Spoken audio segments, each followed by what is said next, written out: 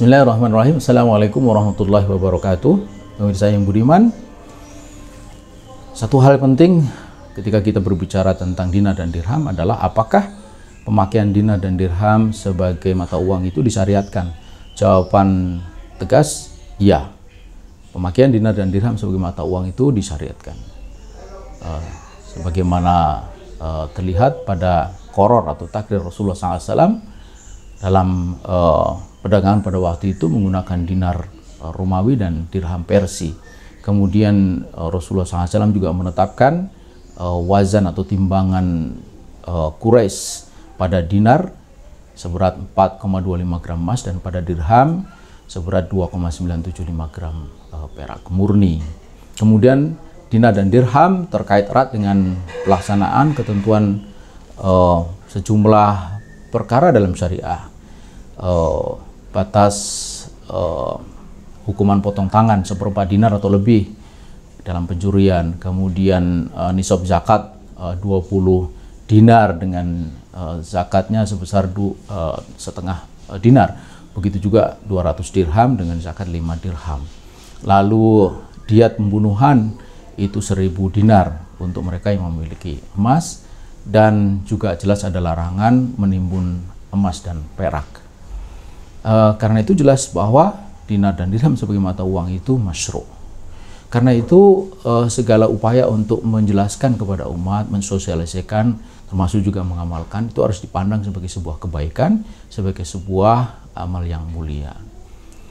Tidak sepantasnya mereka yang melakukan itu semua diperlakukan secara semena-mena, ditangkap, apalagi kemudian akan diancam dengan hukuman yang begitu lamanya.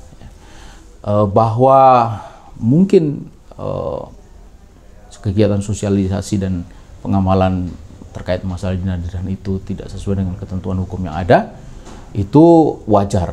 Sebagaimana juga yang dulu pernah dialami dalam kasus perbankan syariah dan juga pemakaian kerudung pada siswi SMA tahun 80-an. Tapi seiring dengan waktu, terbukanya alam pikiran, kejenian, keikhlasan hati, dan yang paling penting adalah semangat takwa yang dilandasi kepada keimanan kepada Allah Subhanahu wa taala, akhirnya membuka ruang setelah sekian lama. Kemudian seragam SMA, SMP, bahkan SD juga memuat ketentuan penggunaan kerudung. Begitu juga akhirnya Bank Syariah berdiri dengan undang-undang sendiri. Nah, mestinya begitu juga di dalam dinar dan dirham. Karena kita yakin bahwa ketentuan penggunaan mata uang dinar dan dirham ini sebagai bagian dari syariat itu pasti baik. Dan terbukti dalam sejarah, dinar dan dirham adalah mata uang yang sesungguhnya yang bisa menyimpan kekayaan secara real dan dia tahan terhadap tekanan inflasi. Harga kambing di masa Rasulullah SAW itu antara 1 sampai 2 dinar tergantung besar kecilnya, dan sampai ini hari harganya tetap seperti itu meskipun 1400 tahun sudah berselang. Ini menunjukkan keunggulan luar biasa dari dinar dirham. Karena itulah maka semestinya mendapatkan dukungan dari pihak yang berwenang, usaha untuk mensosialisasikan dinar dan dirham dan juga mengamalkannya di tengah masyarakat. Demikian, wassalamualaikum warahmatullahi wabarakatuh.